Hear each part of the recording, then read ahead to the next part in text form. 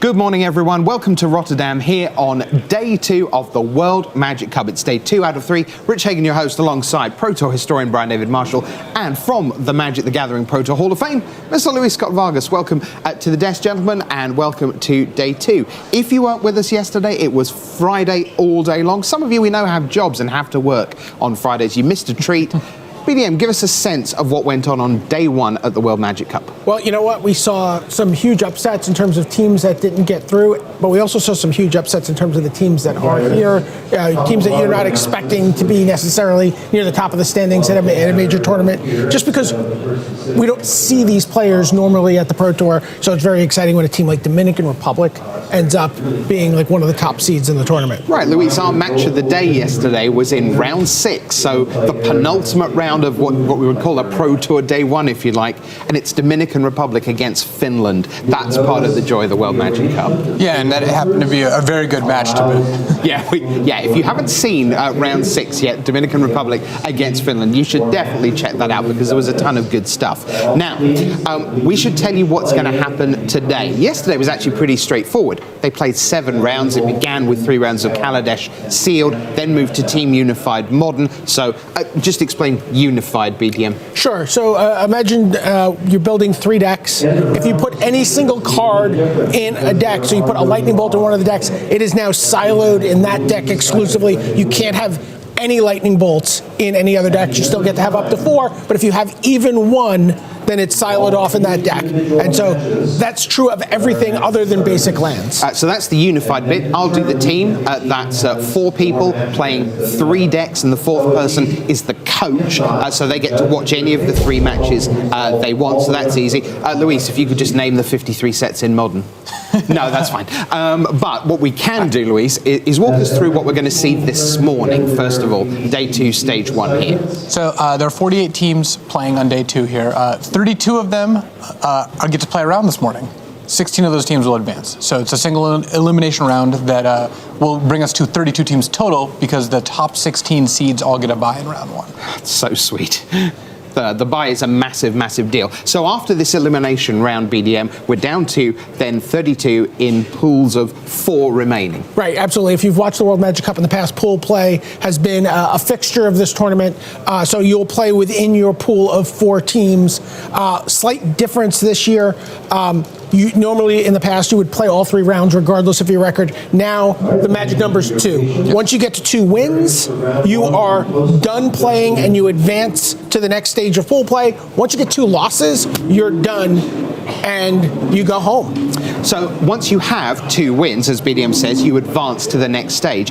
In stage 2, if we take another look for you, that's this afternoon, and the teams will be rearranged into groups of 4. You'll have the 1 seed, the overall 8, the 9 and the 16, just to keep all the balance within the pools, and then there'll be 3 more rounds. And again, this is essentially modified double elimination. So once you win twice, you're through. That could be 2-0, or you might go 1-1 and then have to play the last round of pool play. But at the end of the day, we will be down to 8 teams. They will come back tomorrow. Let's take a look at Sunday for you and show you what's coming your way. Well, it's just the playoff rounds. It's the same modern decks. And the important thing here is that the decks don't change. They don't change overnight, nor do they change seats. So if you are an Affinity today in seat A, Dredge in seat B, and Infect in seat C, those exact same decks in the exact same positions, Affinity, Dredge, Infect, will come back tomorrow. Who plays them, though? That can change. That opens up all sorts of interesting possibilities, BDM. Yeah, absolutely. One of the things that's really interesting about this is all 4 team members do have to play throughout the tournament, so keep switching off. So you may not very well not see the same people playing modern decks today who were playing modern decks yesterday, and again, you could switch them up tomorrow for the top 8 as well. Okay, so as we say, we have 16 matchups coming your way in the next hour, and along the bottom of the screen, you'll see our elimination ticker as the teams fall by the wayside, as they advance in to the first segment of main pool play. You'll see that happen live as we update. But let's take a look at the 8 groups. So why don't we begin with Pool A. 6 teams, as there are in every pool. Belgium and Bulgaria have the bye, so Peter Viren and Christian Ivanov don't need to captain their teams just yet. Portugal face Scotland, Serbia face Northern Ireland. So Luis, Portugal against Scotland, Titan Breach against Infect, Infect against Abzan, and Abzan against Blue Moon. Blue Moon's the interesting one. This was Stephen Murray for Scotland. Yeah, we actually, that was one of the runs I was in the booth yesterday. I saw him play against Abzan.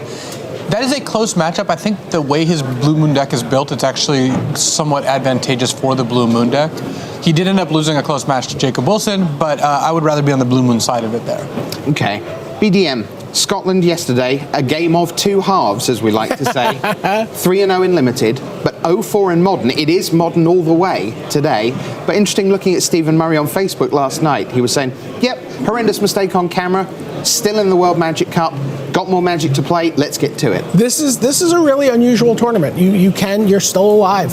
So, you just have to, keep winning here, get back on track. And, Modern's a game of matchups. And if the matchups play out a little differently for them today, maybe with a little more experience of playing the decks and seeing what other people have brought, I think Murray can right the ship here. Well, we'll see what happens with that one. Let's move on to Pool B. In Pool B, Chinese Taipei and Ukraine are your teams with buys. Ireland will face Spain and Austria, Slovakia. Well, that is a huge one, BDM. Yeah, I mean, this is a powerhouse matchup. We see, Valentin Mackel, we see Oliver Pollock-Rotman, and of course, the Slovakian team. This is a team that has two Team World Champions from 2010 in Ivan Flock and Patrick Sarab. And, of course, Matej Zadelkai, multiple-time Pro Tour Top 8 competitor, someone you've defeated in the finals of a Pro Tour. He's the only person that's true of. The only person you've ever beaten in the final of a Pro Tour. It's a claim to fame, I guess. The matchups there are going to be Infect for Austria against Abzan for Slovakia, Titan Breach for Austria against Dredge for Slovakia, and Dredge for Austria against Infect for Slovakia. Wouldn't surprise me if we see them in the feature match area in just a little bit. Let's go to Pool C for you.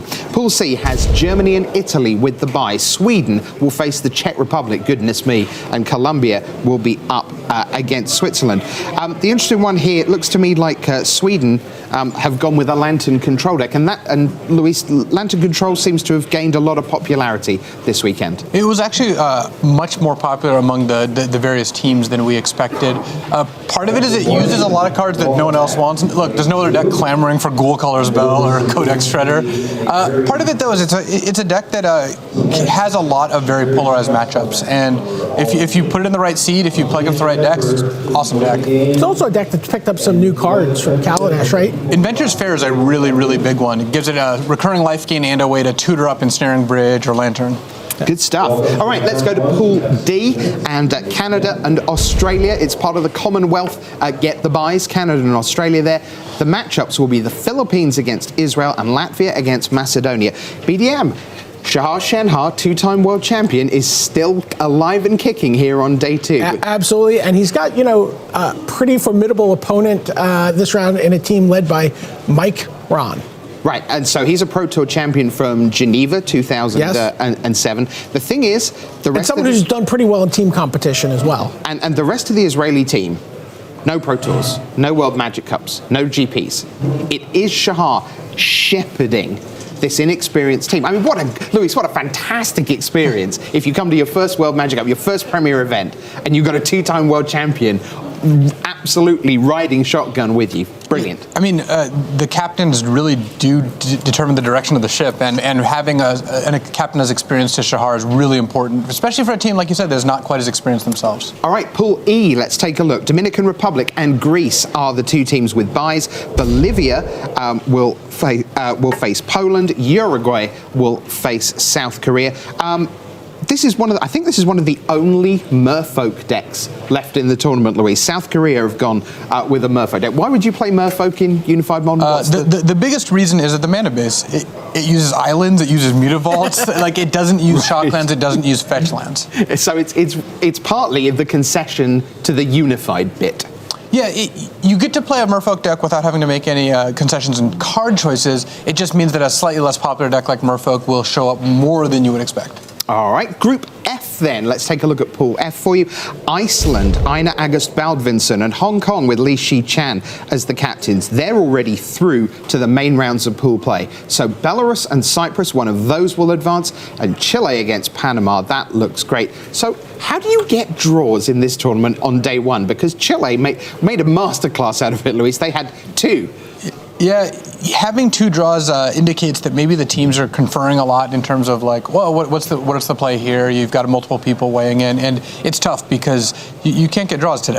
BDM, you spend a lot of time out on the floor seeing this in action. Absolutely. You'll see the match just come out of the gates very fast. Everyone's playing, everyone's head down, and it just grinds as more and more is on the line. Yeah. And as players get cleared from their matches and can suddenly, no Magic player will miss an opportunity to kibitz. Yeah, and once you have a 3-headed giant, 4-headed giant. Yeah, so we've really seen things slow down.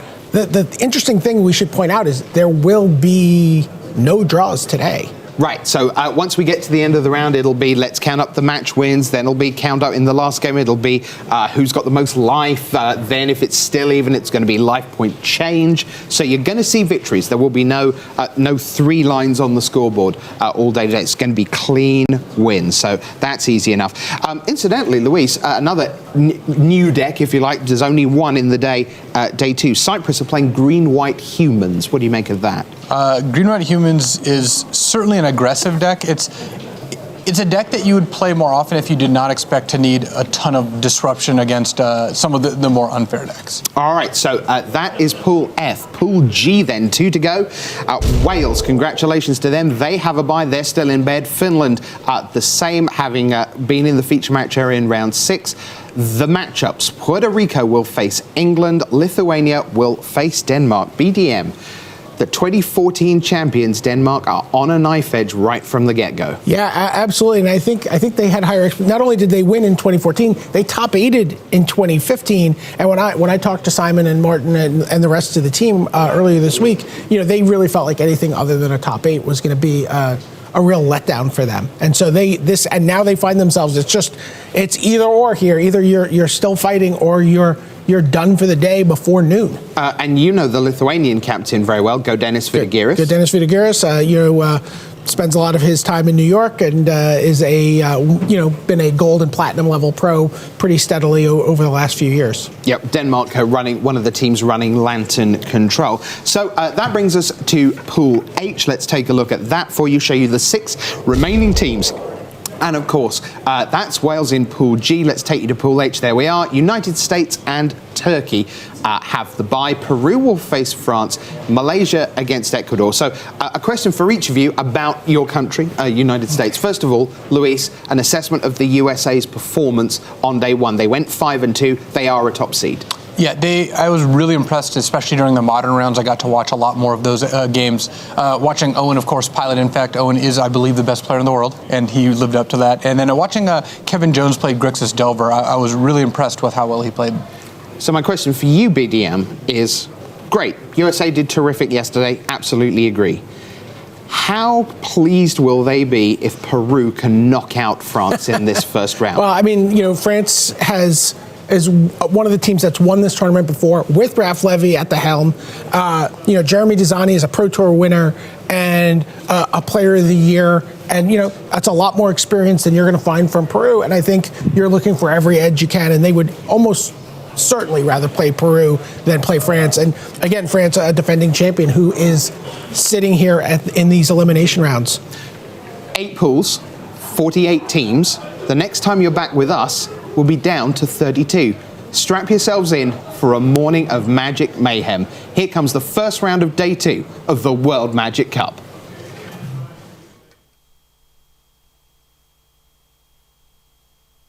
Hello there, welcome to the booth here at the World Magic Cup. Marshall Sutcliffe with Simon Gertzen.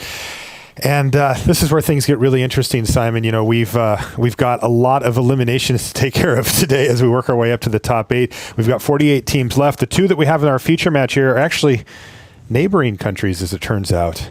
We've got Slovakia and Austria lined up to play here in the next round of action. Let's head down to the feature match area.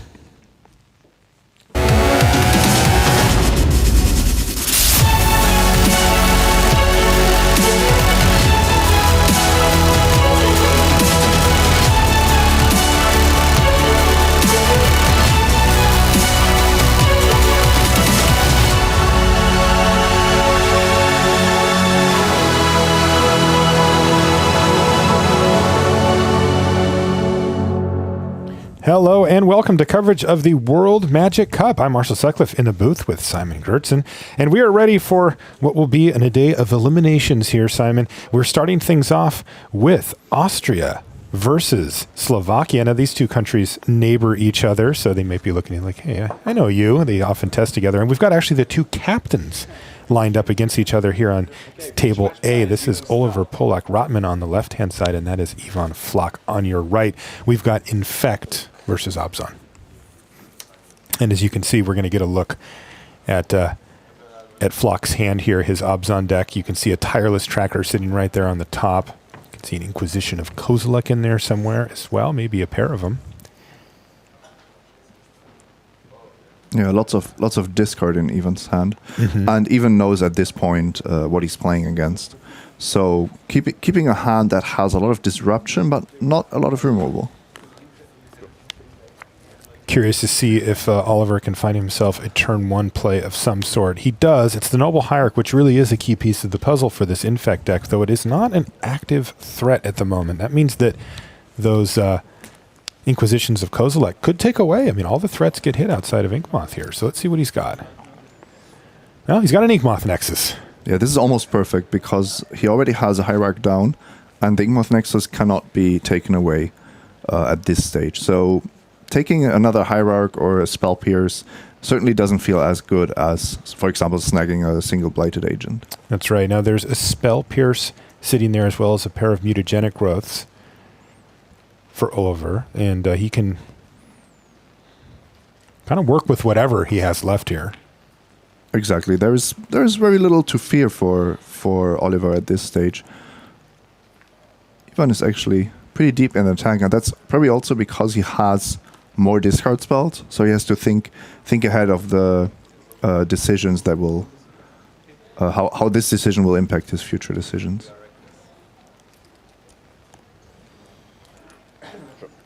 Right, looks like he's going to take the second copy of Noble Hierarch that was still in hand for Oliver and pass the turn back to him.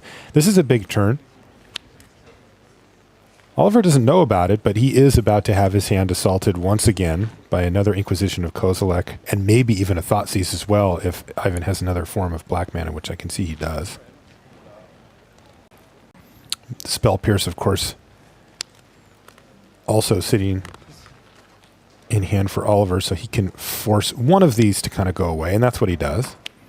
Yeah, and the reasoning there is you just do that because it would have taken it would have taken a spell anyway, so you might as well counter it. So it was a Mutagenic Growth. That was the only option for Flach. It leaves Oliver with another copy of Mutagenic Growth and now a pair of lands after his draw step here. So this is kind of interesting. He is able to apply pressure. He does have the Noble Hierarch. This is 2 a turn. It is a reasonable clock, and he still has the Mutagenic Growth. All of that being said, his hand did get kind of ripped apart there. Yes, and he drew 2 fetch lands in a row. If one of those had been another threat or a +4 pump, things would look a lot better for him. Yeah, also I see that Flach in hand has a Path to Exile to go along with that Tireless Tracker. I think he's trying to decide right now, would I rather play the Tracker or leave up the Path here? Ivan knows about the potential for 4 points of damage, and that's enough to make a Groundswell or a Might of Old Crows lethal. So you have to be really careful. I don't think you can tap out here. Also, there's some incentive to waiting to make sure you get to play, you get those clues going anyway, though. Feels a little slow, right? Tireless Tracker just still going to do what it does, but feels a little slow against this Infect deck. Yeah, this doesn't feel like the matchup where you're happy about a Tireless Tracker, especially on the draw. Once it gets going, it's a great tool to make sure you're not losing the late game. Yeah. Yeah, it seems, somewhat replaceable in that way. There's a lot of things that Flach can do. And Flach is contemplating whether he should risk it. He knows there's only one unknown card plus the draw step, but there are so many effects that give +4/+4. Yeah, look, there's one right there. The bottom of the library there for Polak-Rotman. He's going to crack this fetch land, and let's see what he draws for his turn. Interestingly as well, Oliver's He was sitting on the other side of that long tank there from Flock, and he's going to have to think to himself, what was he debating here? And, does he have a removal spell? And do I want to risk my Inkmoth Nexus here? He also knows about the Tireless Tracker. So he knows that Ivan is not casting that for a reason. That's right. He saw that with the Gitaxian Probe. Another land off the top, but Oliver is going to go ahead and send in here, and Flock says, well, I just got to go for it, and that is going to work out for him this time. And this is going to put Oliver Pollock-Rotman in a pretty tough spot. He has no threat to speak of. Abysmal draws for the Infect player. Those lands, yeah. 3 lands in a row. And was that a fail to find as well from the Path to Exile? It's possible that there's... Just the one forest, or? Maybe because he drew the other one? He did. Yeah, he's got it in his hand. That's the double whammy. It sure is. Now, I am curious, Simon, if you're sitting in Flock seat, how much do you know about Oliver Pollock-Rotman's list? Like, do you, after seeing him find it, would that have told you that he had the forest in his hand anyway? Or is it like some play 1, some play 3, you just don't really take that much out of it? I don't think you know your opponent's deck list by heart. Okay. Also, when you think about this matchup, sure, there are Path to Exiles involved, but the number of basic lands in either of these decks is not really relevant to how this game plays out. As you can see, the fact that Oliver has 4 lands rather than 5 does not make a difference. No. Also, Oliver just drew another land for the turn, so his deck is betraying him in a major way at this point. Now, it is on Flock, though, to turn this around and start actually closing the door on the game before, Oliver gets enough draw steps to assemble some type of a kill. But, yeah, Tireless Tracker seems like a fine way to do that. Exactly, and keeps it alive, not blocking Noble Hierarch, of course. Flock at a lofty 17 life as well. That there are scenarios where sometimes the non-infect player will take huge amounts of damage from their own mana base, and they just do it kind of recklessly, and then all of a sudden a Noble Hierarch will come in and kill them. Especially because of Become Immense. You might just have a turn where you give your creature +12/+12, and it's suddenly lethal. Of course, that is unlikely here. And it's also never plan A. Right. Ooh, there's a Liliana now as well for Ivan Flock, so he can start working on the hand / board state from Oliver Pollock-Rotman, and this one is just slipping away from him very quickly. Yeah, Liliana also fitting into the curve perfectly. You get to sacrifice a clue as well. Yeah. Now, if Ivan minuses Liliana, is he going to assume that a card like Dryad Arbor could be in play, or would he assume that that's a sideboard situation? I think he should plan around it. He should be aware that a lot of these lists play the Dryad Arbor for exactly that reason. Yeah. He is actually going back and forth. He's had it on 1 and 4 multiple times. It looks like he's going to go for 1, and I guess he got his information there.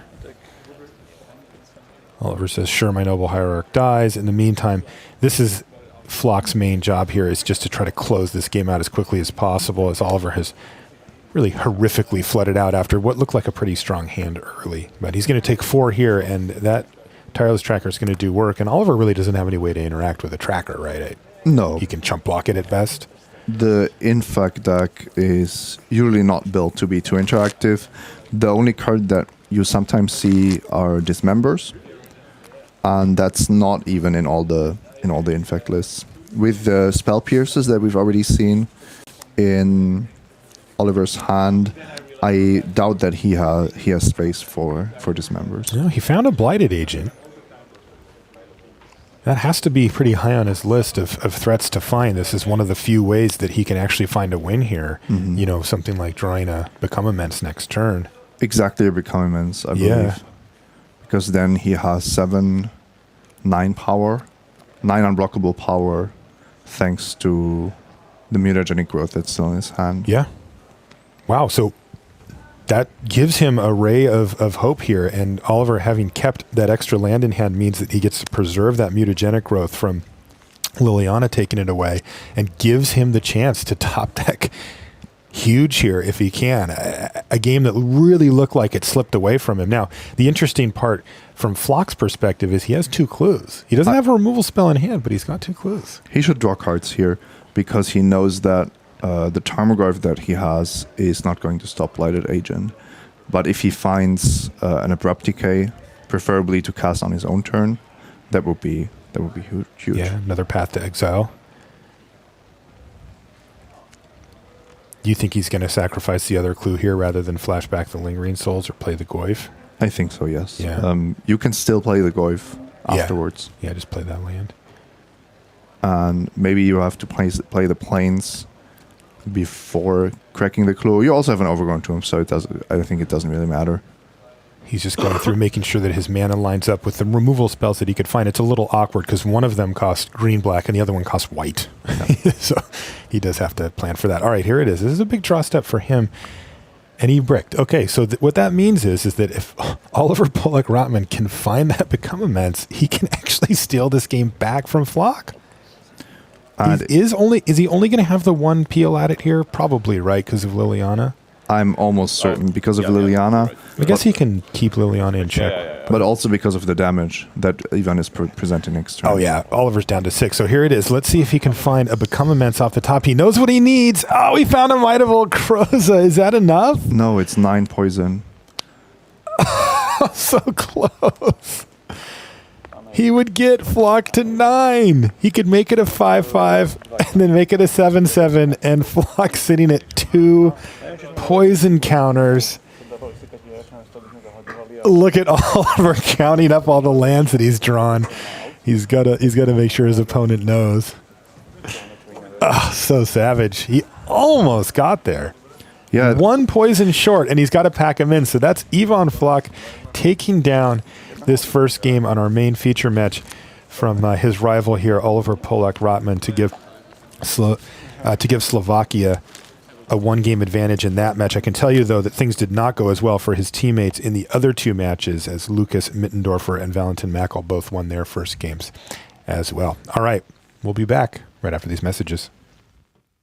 Play for your chance to win sweet prizes at the Standard Showdown. Sleeve up your biggest, baddest, most busted deck and throw down at a participating local game store. 4 weeks only, every Saturday from November 26th through December 17th. Find tournaments near you at magic.wizards.com/Standard Showdown.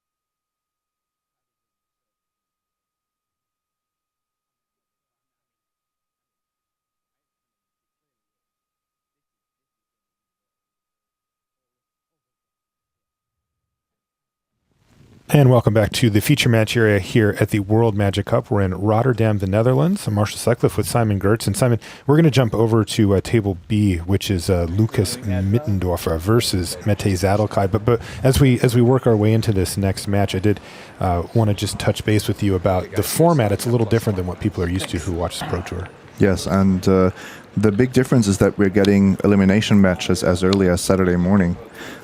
These teams are playing for survival. They are not in the top 16, so the bottom 32 teams have to duke it out so that we can cut down to 32 teams. Yeah, it's great stuff. It definitely raises the stakes, even here early on a day two. And for this matchup, Simon, we've got Mete Zadelkai on the right-hand side there. You can see he's playing Dredge, and what has to be a pretty ideal opener here with Faithless Looting on turn one. His opponent is Lucas Mittendorfer, who's on Titan Breach, a deck that we've seen multiple teams go to here. Dredge not going to interact a ton with the Titan Breach deck, right? No, and Valakut decks are quite popular this weekend. Yes. Actually, you can pack a lot of cards against Dredge in particular that have other uses as well. So Anger of the Gods is a really good example of a card that you can run in the main deck, and that's one of the few ways to clear the Dredge player's board. Kind of permanently. Exactly, they don't come back so easily, or at all. Right. Ravenous Trap, another interesting card from the sideboard, because it's very difficult to play around. Lucas picked up game one in this match, though it was kind of on easy mode. Mete had to mulligan to 3. That will not be the case here, though. Mete has got off to a much, much better start. He's already got a Bloodghast back from the graveyard, and he has gone turn 1 Faithless Looting, turn 2 Cathartic Reunion to really try to get the machine rolling here early. This is huge. Now, if that Dredge chain starts rolling, we'll see very soon. So explain to us, we saw this yesterday, but for people that weren't with us yesterday, he's now drawing his 3 cards from Cathartic Reunion. He first dredged with the Stinkweed Imp. What is he looking for here?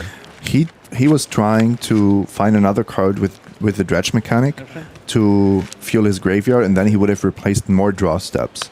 Wow, he didn't though, did he? He didn't find it. He had 5 cards. He had a good shot, but it wasn't for certain. Okay. And it didn't come together for Mete there. That is the really, if he hits a Golgari Grave Troll or even, a Life from the Loam or something just to keep that chain rolling, those are the truly explosive turns that we've seen on turn 2 from this Dredge deck. Turns out he didn't, though he still does get the prized Amalgam back to give him 5 power on the battlefield, facing down just a Sakura Tribe Elder and a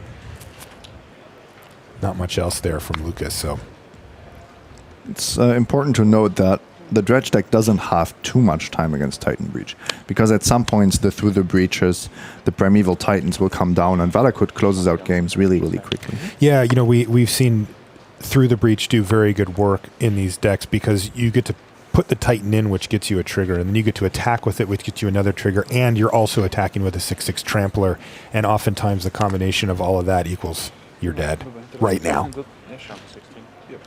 I personally wouldn't play a deck like Titan Breach in Modern for an individual tournament, but I think it's quite a smart choice for this unified Modern environment.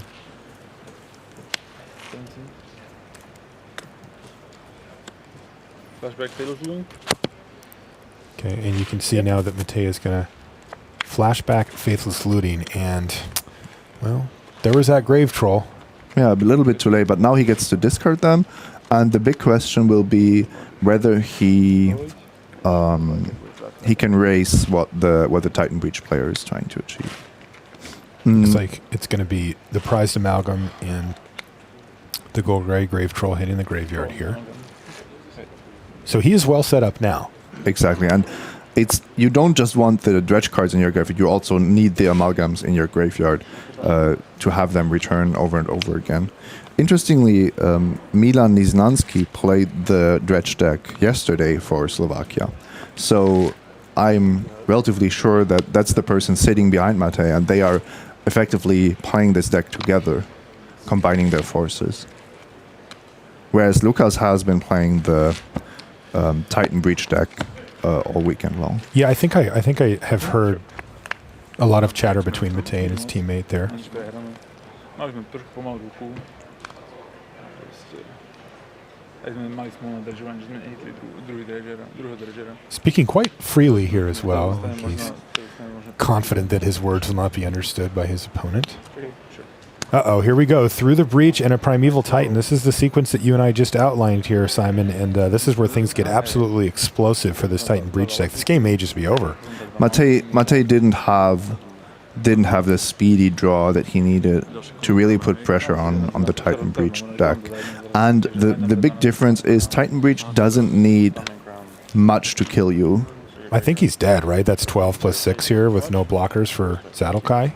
Yes, with Valakut, the Molten Pinnacle, triggering.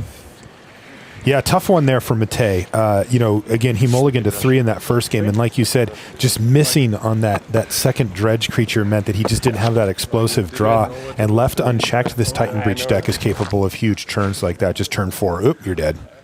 And that is in fact what happened. So Lucas Mittendorfer picks up match number 1 for his team and moves his team just 1 match away from advancing in this round. So we're going to go back to our back table. As you can see, this is Valentin Mackel. There's Valentin there. He's playing against Patrick Surab. And Patrick's on Infect here. Mackel's the one playing Dredge, though, for the Austrians. Yes, and as you can tell, both of these teams have 2 European stars on their team, and they have a very similar lineup as well. They both went for Infect, and they both went for Dredge. The only difference is that Austria decided to play Titan Breach, whereas Slovakia put Abzan in the capable hands of Ivan Floch. Get to take a look at what Mackel's working with from his opening hand here. And what do we see? Thoughtseize, a pair of lands, Bloodghast. He's got an Ancient Grudge sitting there on the top, and then a Faithless Looting as well. As you can see, he's on 6 cards here. Yeah, but a very nice hand. Faithless Looting keeps everything together. Thoughtseize for some disruption. Ancient Grudge maybe to deal with an Inkmoth Nexus. Quite like this hand. Also, those were mana confluences, and yes, that shouldn't be a big problem against Infect. Right. Yeah, they're not quite free, but they're close. By the way, the card drawn for Patrick there off of that Gitaxian Probe was a nice little threat. He found a Glistener Elf with it. I think he was going to not have a turn 1 threat without it.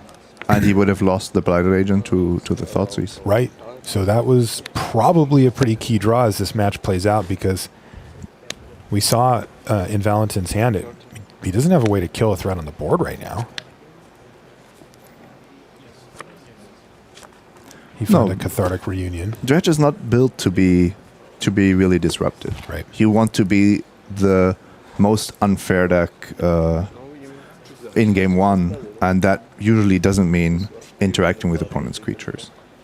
Yeah, based on the hand I see from Patrick Surab, I think he's going to out-unfair Valentin Mackel here pretty cleanly. But only because of the turn 1 Glistener Elf. Yes. Otherwise, this matchup would have gone completely different. Totally, yeah. But he has it, and, I think I even saw a Distortion Strike in his hand, which could be key, because, one of the ways that Valentin can interact with the Glistener Elf is just end up with a few blockers on the battlefield, but...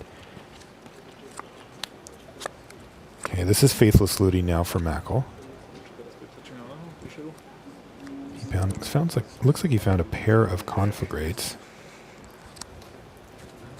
Now that is one way. Conflagrate forces Surab's hand a little bit, because you don't really want to deal with a spell that's threatening to kill all of your creatures. May force Patrick Surab to make a move a little sooner than he normally would.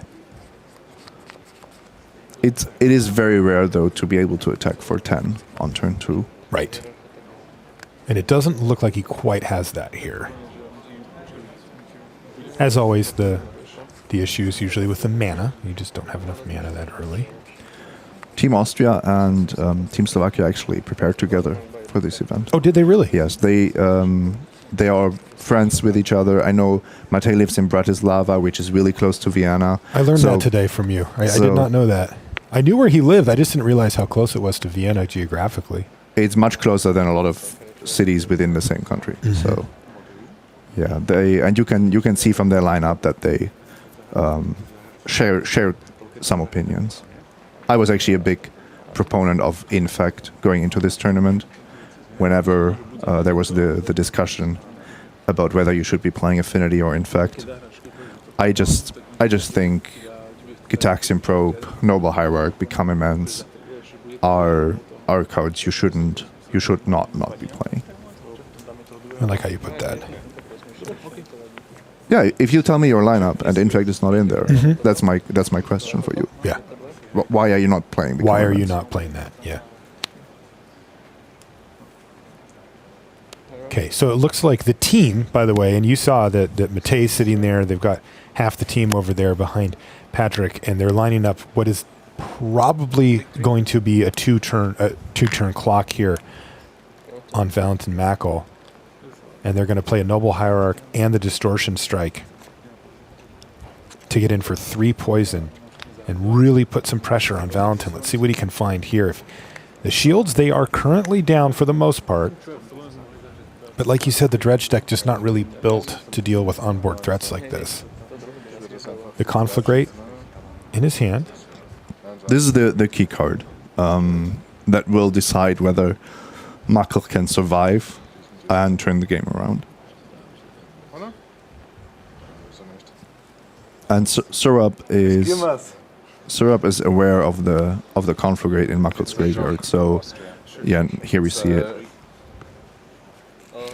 Note also the mutagenic growth in Surab's hand. So he has ways to interact with damage-based removal. Yeah, and they're going to have to... Yeah, it looks like Valentin does not feel like he can bother, discarding enough of the cards here, so he's just going to do 1 to each, but the mutagenic growth is, in fact, going to save the Glistener Elf. Now, the good news, of course, for Mackel is that it's his turn. So even though it saved it, that means that's 2 fewer poison he stands to take next time. He also got another Conflagrate in his graveyard this way. Okay, so this is the rebound from Distortion Strike hitting the Glistener Elf. This is going to be much more difficult for Patrick to kill this turn, though, without drawing some Might of Old Crozer or something like that. And the only pump spell he's got left is Vines of Vastwood. So he's not quite able to get the job done here. But he has Mackel on 9 poison if he wants to. Yes. The problem with casting the Blighted Agent is that then the next Conflagrate would be a lot tougher to deal with. And you cannot really expect your Glistener Elf to be relevant for much longer. You have to assume that at some point there will be blockers. Right. Yeah, Bloodghast critically cannot block, but there are others. Narcomoeba, Stinkweed Imp, and Price okay, Amalgam somewhat. but that comes into play tap. Yeah, so that 1 turn usually is a deal breaker for that, but... And Team Slovakia used up their Distortion Strike. They knew about the Conflagrate, so they found a way to use mana and spells very, very efficiently, but they are not out of the woods yet.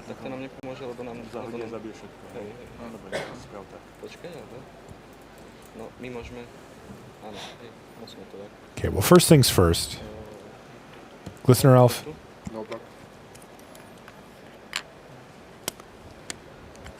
Is going to get in. Now, that is 2 poison. Remember, the Distortion Strike hit it, so that puts him to 5. And Sarab, yeah, I think he's going to go ahead and play out the Blighted Agent and just leave up the 1/2 of... Yeah, so what this Vines. tells me is they want to protect the Blighted Agent with Vines of Vastwood and then just rely on their deck producing a spell that pumps for 4 or more, of which there are many in the deck. Now, this also does force Valentin to use the Conflagrate here as well, right? Which is the majority of his turn. Yeah, and the majority of his hand as well. Right. But all of these things are not as critical when you're playing Dredge. Right. Yeah, discard my hand. Okay. First things first, though, the Thoughtseize is going to force the issue right now. Now, Valentin cannot respond with Conflagrate, so this tips off the game plan, but it is a solid game plan as far as keeping that Blighted Agent alive and then just trying to rip something. I guess a Groundswell will not get the job done here, but like you said, might evoke Krosa or become immense. Or another Vines. There are a lot of Fines, cards. yeah. Yeah, that's a lot of outs. This is a really smart play by Muckle, because he knows he has a blocker for Glistener Elf. Casting the Conflagrate in the turn that Blighted Agent is protected is actually a mistake. You want to get it next turn. Wow, because that's it's great. Because it's the one threat that you really care about. Wow, this is a lot of pressure now on the draw step. If he blanks this draw step, which he did not, he found Blossoming Defense. Semi-bricked. So the Blossoming Defense buys you another draw step, basically. Yeah, puts him in the same position as last time, right? Mackle's going to block, and he's not going to activate the Neonet. He wants to make the trade here. Understandably. Yep. Also, of note, Sirap's down to 9, going to 7 here. You know, this clock is... He may not have too many draw steps to try to find the win. Despite Muckle not really going off at all. Right. I don't think he dredged a single time. No. No, he hasn't.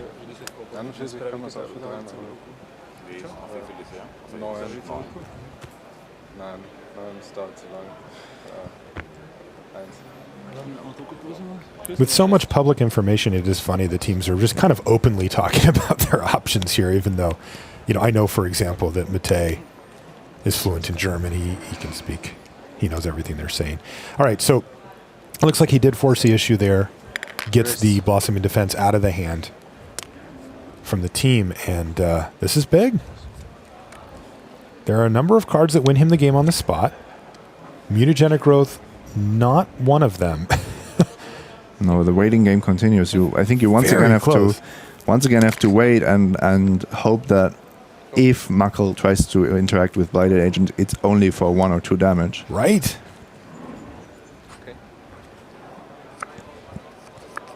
A Golgari Grave Troll was the draw step, though, for Valentin, so... Which is a great card. It's just the problem is all the Narcomoebas in the world will not block Blighted Agent. I'm not even sure if there's something you can dredge into at this point.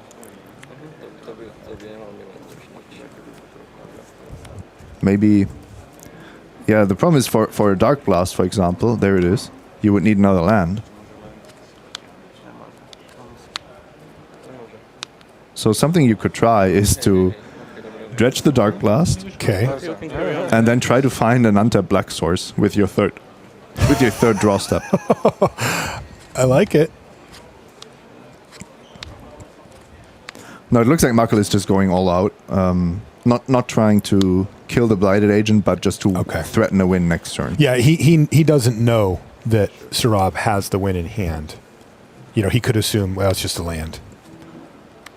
And sometimes you do have to, you cannot beat certain things, or it's so unlikely that you'll be able to beat certain things that it's better to just go for it. Especially because even if you cast a Dark Blast here, you would still be dead to another top deck.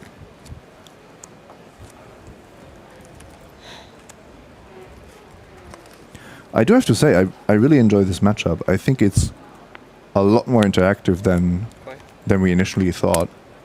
The way the dredge blockers and spells suddenly interact with what the Infect player is trying to do.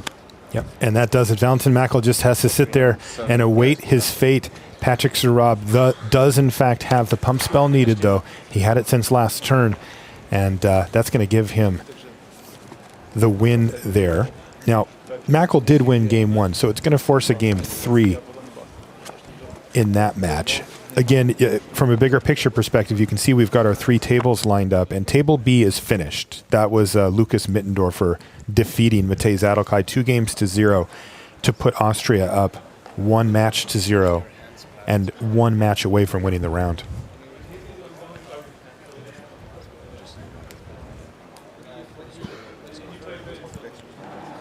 Looks like Oliver's woes continue.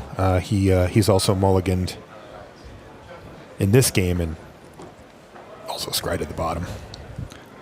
Oliver is a super experienced player. Yeah. Made platinum, one of Austria's finest, and he will not be happy with how some of these how his deck has been treating him. But at the same time, I don't expect it to make his play any less crisp. Yeah, that said, I did get a brief look at his hand there, and he's leaning pretty hard on Inkmoth Nexus, but that's a fine place to lean. Well, actually, against Abzan, it's a very good place to be. Yeah, until they play Lingering Souls. Yeah, but at the same time, for example, Abrupt Decay will not count as a way to remove your threat. The discard spells don't get it. Yeah. Also, it flies over any of the Tarmogoyfs or anything on the ground. It really is just Lingering Souls that's the pain for that. Yes, which is one reason. And Path, I suppose. One reason why Abzan is favored over Jund in a lot of metagames. In this particular metagame, the other reason, of course, being the fact that Lightning Bolt is a card that a lot of other decks want as well. Sure.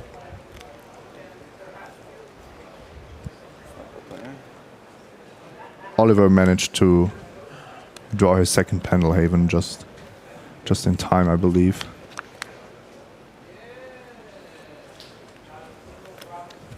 This is an interesting turn, yeah. Because Ivan has exactly Abrupt Decay mana up, you can safely attack with Inkmoth Nexus, but if you play your Blighted Agent, then there's always the threat that you're enabling your opponent to use his mana very efficiently.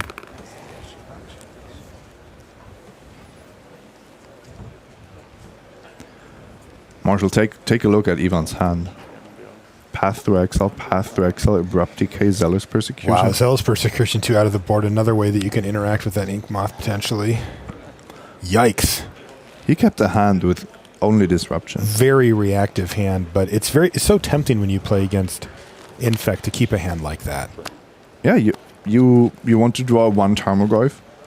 Maybe even a Liliana is enough, just something, and then kill the few threats that the Infect player can put on the battlefield. Yeah, because that is where you can really bottleneck them, right? If you take out their two threats, then they're usually stuck with a bunch of reactive spells and pump spells in hand, and they really need to find that next threat, and that can buy you the time you need, because you've seen it. This Abzan deck can close out the game pretty quickly. Tarmogoyfs chew up a lot of life total, so you can understand why Ivan would be happy with that. And in fact, he's going to be pretty happy that worked out. The Path to Exile takes down the Inkmoth Nexus. He draws the Thoughtseize for the turn to kind of see what's going on. He's going to get a Blighted Agent, it looks like.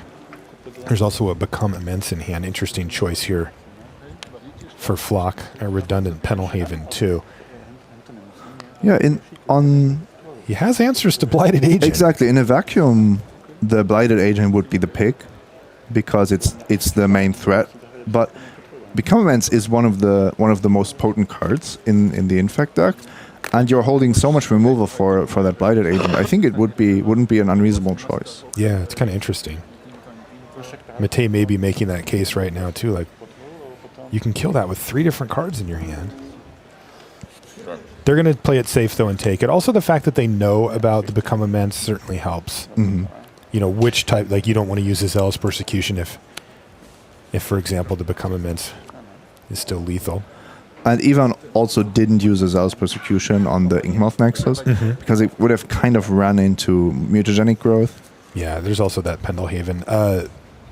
Gitaxian Probe now for Oliver means that, as is often the case in Modern, both players are going to have perfect information about their opponent's hands, at least for a turn cycle or two. Temporarily, yes. And it's not really good news. As we mentioned, part of the good news from Oliver's perspective is that he is under no pressure whatsoever at this point, so he knows he has a little bit of time, but that's a lot to work through. Path, Abrupt Decay, Zealous Persecution is a real pile, and, if Flock just goes land, Tarmogoyf, big trouble for Oliver, and that's not what happened here, though. Yeah, but so far he hasn't, and I think the Infect deck is really scary if it's allowed to sculpt a hand that it really wants to play with, because then we are really looking at these one-turn protected combo kill situations where your hexproof spells just trump whatever the opponent is trying to do. It's an Ichor mirror for Oliver. That's a little down the chain as far as premium infect threats go, but sometimes they have to play that card. Yeah, it's at most a one-off, usually in fact. Now, given what Oliver knows about Ivan's hand, he just didn't even play it. Exactly. There's very little reason to give your opponent the free mana to kill an Ichor. It might be the only infect creature you draw, and then you want to make sure you can protect it. Again, the fact that he's under no pressure currently gives him the luxury of just passing the turn back. Now, this is interesting. There's Liliana of the Veil off the top of the library for Floch, and that means that is some passive pressure, right? It's not the type of thing that's going to get Oliver from 17 to 0, but if he plays it and just starts plussing it, tearing apart Oliver's hand, he can really apply that indirect pressure to him. It's a symmetric effect, but the infect deck is in the position that it needs to sculpt a hand, whereas the Absan deck can just keep the 3 best cards and not worry about anything. I like a Liliana Plus here. It's also, it threatens something. Absolutely. And it's not quite as measurable as a Tarmogoyf. It will hit you for 4 or 5. But the Liliana is a card you need to play around and you need to consider. Even though the ultimate, the -6 ability, is not all that scary when you're sitting there with 4 lands. Kills 2 lands or whatever, but still, that's still something that he's going to have to deal with. Now, Floch decided not to play it. Another Become Immense off the top for Rotman. But that Abrupt Decay and the Path to Exile are really kind of wreaking havoc with his game plan here. He can make a huge Ichor mirror over the course of the next turn or two, but he can't protect it currently. Needs to find his Vines of Vastwoods. Now he's definitely going to play a Liliana, right? With the redundant one to discard anyway. I think it just became a lot more likely. Yeah. Also, he's willing to play it into Spell Pierce, which is a nice little thing. It's not bad to actually get that Spell Pierce out of the opponent's hand. Sure, yeah. Didn't want to play Liliana into Spell Pierce the turn prior, but here with a backup Liliana, he's like, yeah, that's fine. And it looks like Oliver's decided that this is the time.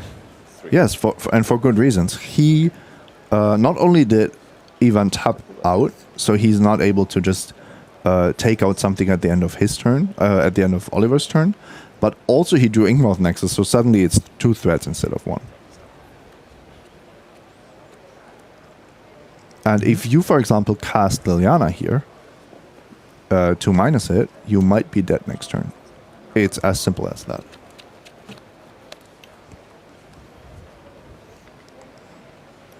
Floch going over his options. Floch leads this match 1-0. And he really needs to pick this one up. Team captain, if he loses the match, now he would have to lose this game and the next game, then this round is going to Austria. Yes, and this reminds me of what we heard about Team Canada, who said, Jacob Wilson has played black-green decks in Modern for so long, and he plays them so well. It would be a mistake to not let him play black-green. Mm-hmm. And for Ivan, I think it's a similar story. A lot of options for Floch in hand. He's got 6 cards, a land drop to give.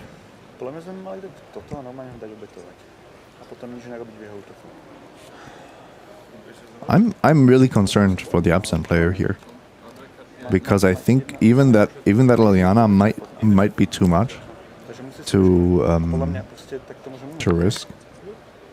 Now Oliver doesn't have it yet. He isn't holding a kill. No, and I mean Ivan has what he needs. He has Liliana minus plus Path to Exile. Of course, he hasn't seen Oliver's hand in about 3 or 4 turns, so he doesn't know what Oliver has, but it certainly stands to reason that Oliver would have the type of cards that he's fearing. The Vines of Vastwoods, that kind of thing. Okay, so Liliana minus. Go. It was Gitaxian Probe for Rotman. Let's see what he sees. So he's going to get a chance to know what's going on, but really it's what he draws off of it that's going to be critical here. The key thing about Ivan's hand is the fact that only Path to Exile is relevant. Yes, he just drew Spell Pierce. But he only has 8 points of poison available. Or does he have 2 Become Immenses? He does have 2 Become Immenses in hand. Can he actually cast both and leave up Spell Pierce and activate Inkmoth Nexus? He doesn't quite seem to have the amount of cards in his graveyard. No. Maybe it's barely enough. If he, for example, uses Pendelhaven to animate Inkmoth, place the other one. Okay. Sacrifice the tapped one. It's that close. I think it could be just enough, but you have to have that mana for Spell Pierce. And he might be a mana short. I couldn't do it. Oliver's going through it right yeah. now as well, and you can see that both the Slovakian team is like, well, we're along for the ride here.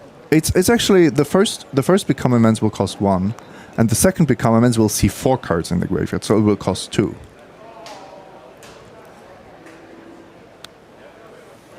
Okay. Activating Inkmoth Nexus for Polak Rotman. He actually doesn't want to use the... Okay, he does use that Pendelhaven. He does use the Pendelhaven. This does let him play the next one for mana, but he can't activate it. But this means he's not going for a win this turn. Okay. Because he wouldn't need the 1 extra point of damage. So if that's the case, then he'd rather leave that Pendelhaven in hand for Liliana reasons. If he can't go for the win here. But I thought he could, huh? Had this been the first Become Immense, and had he played the second Pendelhaven, he would have had a Become Immense for 1 and a Become Immense for 2, and the extra mana. Wait, now he's playing the Pendelhaven. Okay, he's going to kill Liliana first. So he's not going for the win this turn, Simon. He is going to earn a Spell Pierce here, but this seems like it goes back to favoring Flock, as Flock is taking no poison this turn and gets to untap. And Ollie decided to attack Liliana here. That's right. So Flock takes none.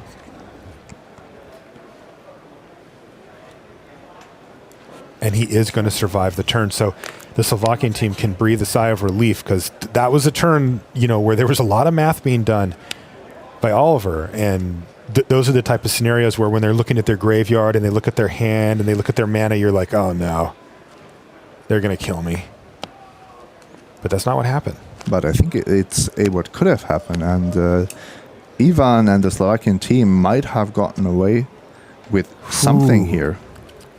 Disfigure up the top is a way to interact, at least somewhat. Though there's a lot to mess with the Disfigure still. It's something. And a land off the top for Rotman. And once again, that Abrupt Decay is not going to deal with Inkmoth Nexus. No, and interestingly, both of the ways that Flock has to deal with the Inkmoth Nexus here, the Zealous Persecution and the Disfigure, both get overridden if he can cast 2 pump spells. In this case, they have to both become immense, but I think he's got enough mana to do that pretty easily. He even has the Pendelhaven, which which blanks the first thing. He casts the Become Immense, and then in response there is a removal. He responds with the other Become Immense, and then there is another -X effect, and then he still has the Pendelhaven. Yes. So, or he starts with the Pendelhaven. It doesn't really make a difference. The only real difference is that this way the Pendelhaven trigger will not resolve. Well, and what it looks like he's done is activated the Nexus and then just activated Pendelhaven and said, do something.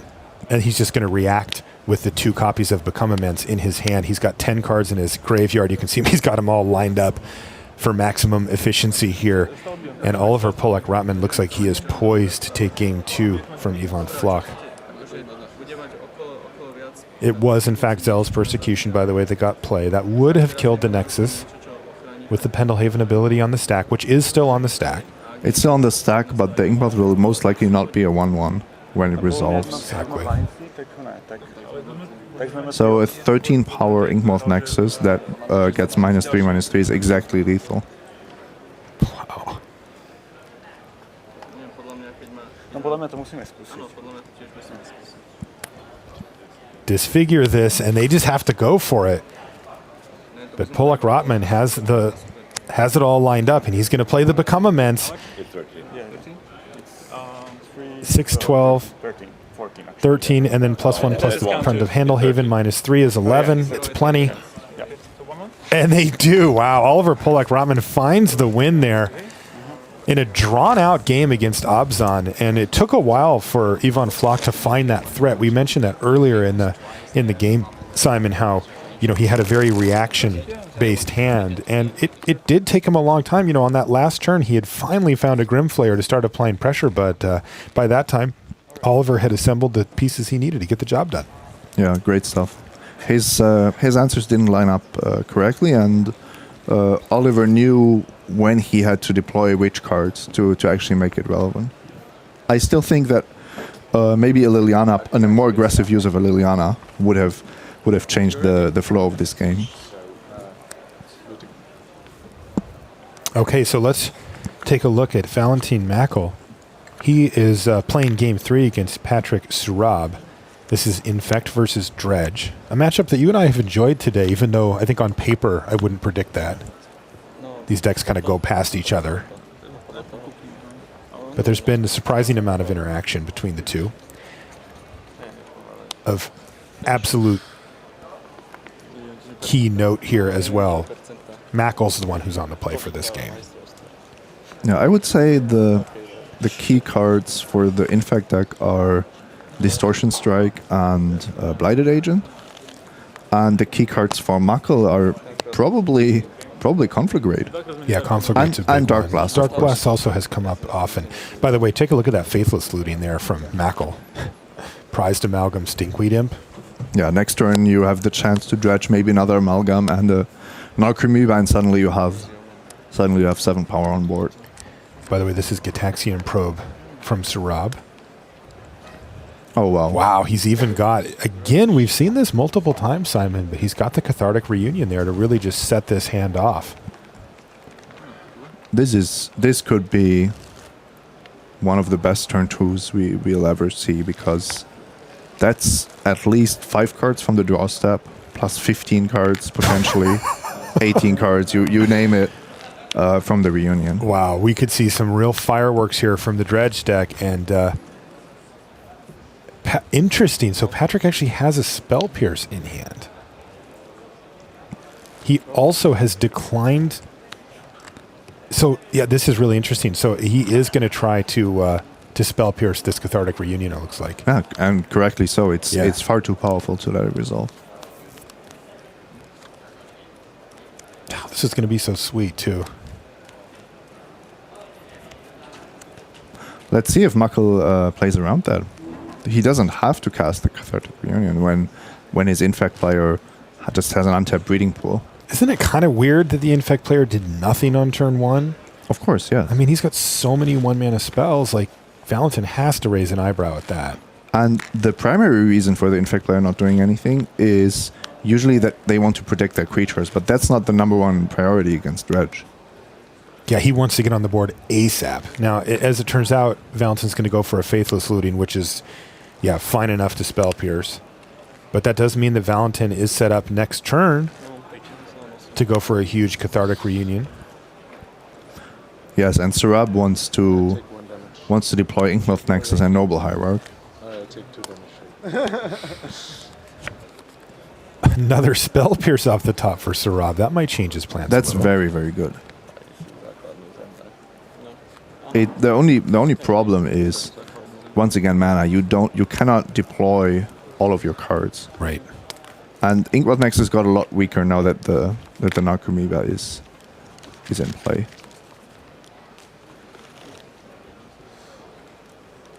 This Dredge deck has been really impressive this weekend. Yes, it has been. It's also very popular. It has been really popular, and whenever we talk to people, they just said, we know there are hate cards, we know it's a known quantity, but it has gotten so much better with Kaladesh, and it was pretty good before. We just had to play it. Also, so many of the cards that it uses are not in high demand in Team Unified here, so... Yes, actually the mana base is the most problematic thing. Yeah, you see an Overgrown Tomb there for Mackel. That's the type of card that Ivan Flock's playing in his It was very hard for me because I'm not Abzan very deck. well It means that you don't really get to play that type of deck. Oh yeah, you do. Sounds like players are having some fun. You said they tested with each other, so they're going to be pretty comfortable Oh, absolutely, yes. teasing each other maybe a little. So Sarab has once again left up Spell Pierce mana, and in fact a Spell Pierce. And Mackel's going to be aware of that, but I mean, sure. Wir können auch einfach das dort casten. Ich meine, so viele Optionen. Going through the options there. Nein, ist okay. I think it's between Stinkweed Imp, Hardcast, and Flashback Faithless Looting.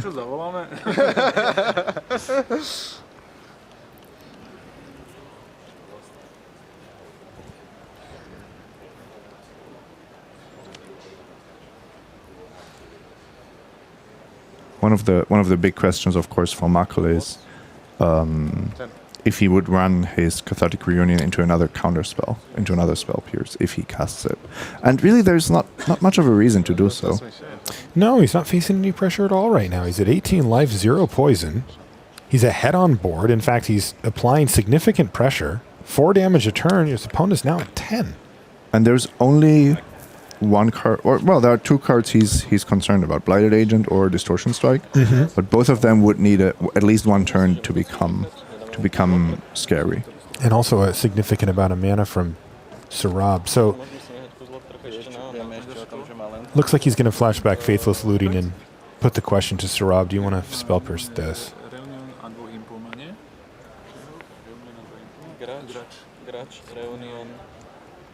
You can see the entire Austrian team now behind Mackel.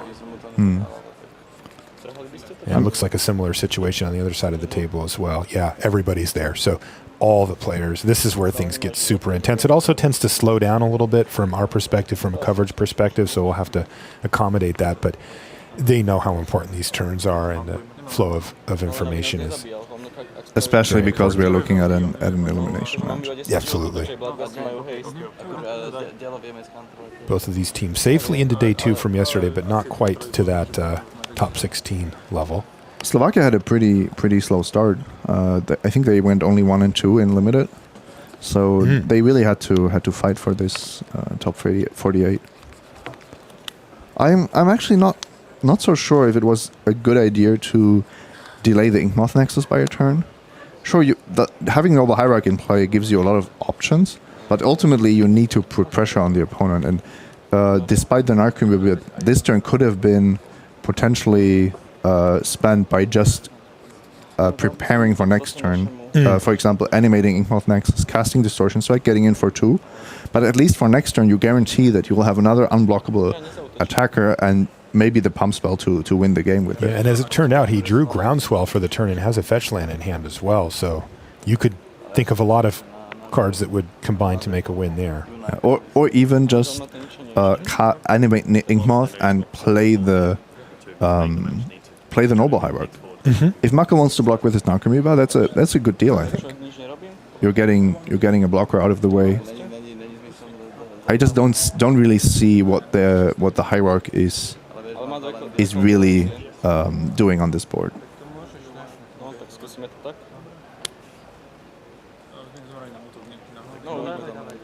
Whoa, he's going to put Distortion Strike on the Noble Hierarch. Is this just a setup for the next turn, or is this signifying a significant change in the approach of how they're going to win this game? No, that's a setup. That's a setup. That's turn. just chip in for a couple of damage, but really he's lining up for the Inkmoth next turn. Yeah, so Base Power 1, Exalted 2, Distortion Strike 3. With the opponent on 0 poison, you need another 7 points of pump. And he's got 4 in his hand with the groundswell for sure. Plus 2 with the mutagenic growth. So any pump spell. But he needs some more points of damage. He's not there yet. Yeah, any other pump spell would do it. In the meantime, Mackel's going to dredge a Golgari Grave Troll with his draw step. I like the way that Mackel's set up his graveyard here as well. It's really nice for us. You know, the cards on the top are basically irrelevant. But then he's got his dredgers on the bottom and his flashback cards or his cards that can come back in the middle. Yeah, that's really nice. And now we have a lot of other things become relevant as well. Ancient Grudge is the card that you bring in because you are afraid of Grafdigger's Cage, but also Inkmoth Nexus. Sure. And with the Distortion Strike in exile waiting to come back, you know that blocking is not going to be too easy next turn. Ich mach das,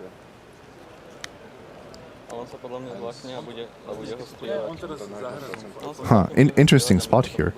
If you attack with Narcomoeba, then Syrup is not forced to animate the Nexus in his upkeep to get the Distortion Strike on it. But that would be a good time to maybe kill it before Syrup has the draw step to maybe draw a Blossoming Defense or something else to save it.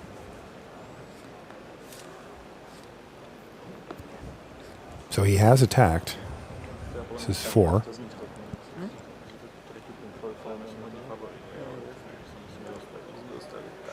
Inkmoth Nexus really kind of wreaking havoc, as it always does. So difficult to deal with. And Polar Grotman, who you see behind Valentine, is an absolute master with Infect. This is one of the best... God, that's handy. That's one of the best things you can have in this kind of spot. Having an expert of the other deck sitting right beside you, how great is that? How much here? 1. All right, so he's going to go for Conflagrate. Is he setting up the win next turn? Because that's not quite enough to kill Patrick, right? It's not lethal. He was 1 short. He was 1 short. But he puts Ancient Grudge in his graveyard. So... Right. I think he's giving himself enough outs to not lose next turn. Wow, crazy play. That's going to make Sarab down to 2. He took 4 after the attack. Wow, this is about as close as they get. What's the draw step here for Sarab? First, he's going to remember to flash back his Distortion Strike. He did it on the Noble Hierarch there. Yes, because he wanted to draw a way to protect his Inkmoth Nexus, which he actually did. He actually did. He drew a Blossoming Defense. Is that enough? No, he didn't deal enough Infect damage. Not at all. He hasn't dealt any. And on 2 life... He can chump block, take 1 in the air. He can still try to set up a 2-turn. I think that's what he has to do. I think he has to attack with Inkmoth for 2. He could even cast the Groundswell. That's not really... doesn't really make a big difference. Right. But the important part is that he gets in for Infect damage. Oh. And he needs to leave that Noble Hierarch untapped to be on blocking duty for the Prized Amalgam, which is lethal.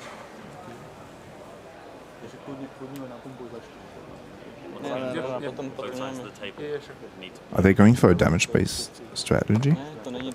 Well, how much can they get in for? It's 1, 2, 3, 4, 5, 6, 7, 8. Seems unlikely. It just seems much harder to deal 14 damage with the Hierarch than... Go to 6, right? Yeah, I mean, I guess that they're just leaving themselves open to top decking a Become Immense. They've got enough with that, but they don't have it in their hand right now. Yeah, and this way they are playing around the Ancient Grudge in a sense, but I don't know what their plan is when there is just a blocker for that Noble Hierarch. Right, that's the problem. If Mackel just leaves back any blocker here, the Noble Hierarch will not be getting unblockable Distortion Strike. Has already rebounded, and they just don't have a way to push through that damage. And if you draw a Distortion Strike, you don't have lethal because it's just going to be 4 points of damage. Okay, so he can activate the Inkmoth Nexus, block. He also... This actually just doesn't work anyway. No. Because he has to crack a fetch land just to play Blossoming Defense. Yes! So that's going to do it. Valentin Mackel takes down the game. And you know what? That's the round for Austria. They advance. Austria is going to defeat Slovakia here in the early stages of day 2 and put themselves into that next round. And Slovakia, the run stops here. Right here, right now. Wow. That's just a taste of what we're going to be getting today, by the way, as far as intensity level goes. You know, all the players huddled around one of the other players and really trying to help them out. But that's what we're going to be seeing throughout the course of the day. And this is going to be a long day for a lot of these teams. Even if you're not eliminated, it just gets harder and harder. It's about staying awake, staying mentally awake. And I think these players maybe weren't quite as awake as they should have been. Yeah. Okay. Yeah. So interesting stuff down in the feature match area. But again, it is Austria moving on and leaving behind their neighboring country, Slovakia. All right. Well, that's going to do it for this round, but we'll be back after these messages.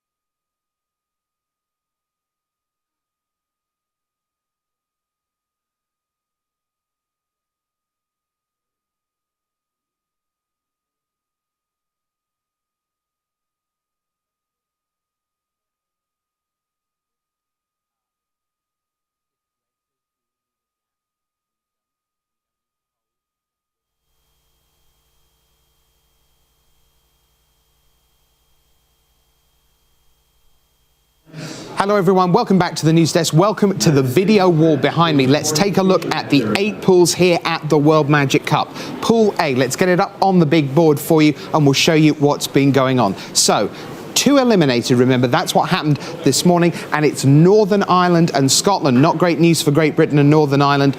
two of our teams gone here. So Belgium top seed, Bulgaria, those had the byes. Then you've got Portugal and Serbia, they advance. So the top seed remaining, in this case Belgium, faces the bottom seed remaining, in this case Serbia, and Bulgaria and Portugal will go at it in Pool A. Let's go to Pool B for you. And again, two teams eliminated. This time it's Ireland and Slovakia. You've just seen the Slovak team of Ivan Flock, Milan Niznansky, Matej Big Z Zadelkai and Patrick Surab, they're gone. Austria advance. Austria are there.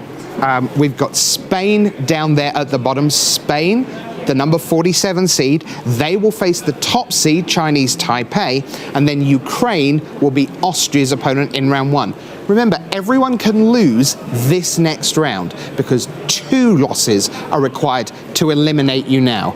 2 wins see you advance. We're into 3 rounds more of pool play in stage 1. Let's go to Pool C then for you. Germany and Italy were the 2 that were already through, and then we've just seen Sweden defeat the Czech Republic. Colombia were over Switzerland. So what does that mean? Germany's against Colombia, Italy is against Sweden. On we go to Pool D for you. Canada and Australia were the 2 who are straight the way through. Then we've got Canada going to play Israel. Australia will face Macedonia, and that's because Latvia are done and the Philippines are done. That's a huge scalp for Israel, because Israel, that's with Shahar Shenhar, that's a win over a Pro Tour champion in Geneva 2007, Mike Rohn, and the Philippines are done. Let's go to Group E for you. So in E, Uruguay and South Korea. South Korea won that one. Poland beat Bolivia. That means Uruguay and Bolivia are done. We will see the top seed, that's the Dominican Republic, facing South Korea. Greece are up against Poland, led by gold pro Gregor Kowalski. On we go to Pool F. Who have we got here? Iceland and Hong Kong. Li Shi-chan, Einar August Baldvinsson, the captain for Iceland. They were through from the first round. Who's left in this one? Well, Iceland will face Panama, the 5 seed, and Hong Kong will be up against Belarus. Cyprus and Chile, they are done for this year's World Magic Cup. Pool G, Wales and Finland. Wales, the part of Great Britain that are still alive, they were a top seed. Finland are through, and then England make it through because they're the bottom seed. You see number 42 there. They're going to play the number 1 seed in the group. It is England against Wales this round. If you're from the British Isles, that's pretty exciting stuff, not gonna lie. Meanwhile, Finland will face Lithuania in Group G. But what about Group H? This was the big one. We've got USA, who were already through. They badly wanted Peru to take out France with Raf Levy and Jeremy Desani. But that isn't what happened. France beat Peru by 2-1. And that means because France are the bottom seed in that pool, and because USA are the top, they will face off this round. Let's take you out to the floor, because right now, Brian David Marshall is with the French national team. Thanks, Rich. I'm here with Team France. Raphael Levy, you've played in a lot of different Magic tournaments over the year, probably more Magic tournaments than anybody else in this room. Describe how different and razor's edge this round was this morning? Win or lose. You win, you're in. You lose, you're out. That's pretty much like a final match, like a match of the elimination rounds, but way before the end of the tournament. So yeah, when you wake up in the morning, you're like, okay, there's one match. If we lose it, we go home, and that's a lot of stress and a lot of anticipate. Like we were a little bit anxious. You're notoriously not a morning person. I hate mornings. Like the first match is always hard for me because I need to wake up, I need to get in the mood, and like this was it. I had to get up, I had to be in shape for the match. Now, it was kind of interesting to me. You were playing your dredge matchup, and you were off on one end of the table, and then everybody else was huddled off on the other end. What you just wanted to be left alone this morning? You were grumpy? Not this morning, just every time. Like in teams, I don't want anybody to be behind me, because the more people around me, the more my mind is like focused on everything else. And with dredge especially, you need to be aware of everything that's going on, and you can't have your mind like wandering around, like saying, "Oh, what's going on over there? Oh, what is he telling me?" No. I want to be in my match. I want them to like take care of their matches, do well. I'll be fine on my side. Don't worry about me, guys. Now, Jeremy, you were coaching the other two matches. How did these guys do? Oh, they played pretty well. Kevin, no chance and play the worst matchup, so it was unfortunate for him. But we did well in the other match, so that's pretty good. I didn't want to coach Raf because you know what he said. and actually when we play in team is why we use player A and player C, because we are trying to find the best player B. We don't talk to nobody like Saito, Melissa. we don't want to talk to each other during the game. We trust each other, and that's enough. All right, well, these guys have a big matchup awaiting for them. Actually, right behind us, Team United States is waiting for them in the feature match area, and they will be coming up pretty quickly. It's absolutely right, Brian David Marshall. He's going to join us here at the news desk in just a minute. Rich and Luis Scott Vargas here. Luis, let's walk through some of the matchups then. And a reminder to you at home, now that we've had the carnage of round one, 48 and now down to 32, it's a little bit of breathing room, Luis. So mentally, I know you have an incredibly strong mental game and you play one game at a time, but how big a deal is it to be given a life back? Because those teams who've just won, they're now, hey, we could lose this next round and not be out of the tournament because it's 2 wins you're through, 2 losses you're out. Oh, they're breathing a huge sigh of relief. I mean, even though you're going to play each match the same, it still feels a lot better to be double elimination instead of single elimination. Right, so a huge deal. So we get this one, if you like, it's one setup round, this first round of 3 remaining in Pool 1 play, before we then start eliminating people again. So next round, the 0-2s will go, and in the final round, there'll be 1-1s left playing. The losers there will be done. The winners will advance to join the 8 2-0s in the last 16. So why don't we take a look at our pools? We'll work our way through quickly for you. Pool A begins with a matchup that looks very tasty. Belgium against Serbia. And Luis, Belgium have Goryo's Vengeance against Titan Shift for Serbia. Advantage there? I would say the Goryo's Vengeance deck is just a solid turn and a half faster. Okay. The middle seat sees Naya Burn against Abzan for Serbia. Man, that one is very close. It really does depend on how many sideboard cards the Abzan deck has, because otherwise the Burn deck is ahead. All right. And the third deck for Belgium is Infect. The third deck for Serbia is Ad Nauseam. I still like the Belgians here. I think Infect is ahead there as well. Okay, so having not had to play in round 1, you favour the Belgians to get their actual playing campaign on day 2 off with a win. Yeah, it sounds like 2.5 good matchups at least. Okay, the other match in that pool is Bulgaria against Portugal. Marcio Carvalho and the team having advanced, beating Scotland in round 1. Okay, let's take a look at Pool B, and this is the entrance of Chinese Taipei and Hong Kong. They're into and Ukraine. They're into the mix. Now Chinese Taipei are up against Spain. The fun deck here, Luis, is, Bogles. He says, bailing from getting the name wrong. What do you call that? I actually do call it Boggles, but I know it's Bogles. Right, there's one G. A little bit of cognitive Bogles. dissonance there. Slippery Bogle in the Boggles deck. Yeah, but Boggles is just like such a cool word. It boggles the mind that you could get that certainly wrong. does. All right, so what is that deck? Because we haven't seen a lot of it, of course. Realistically, you should just be calling it like green-white auras or something, or green-white hexproof, because it is just trying to play a bunch of auras on a hexproof creature.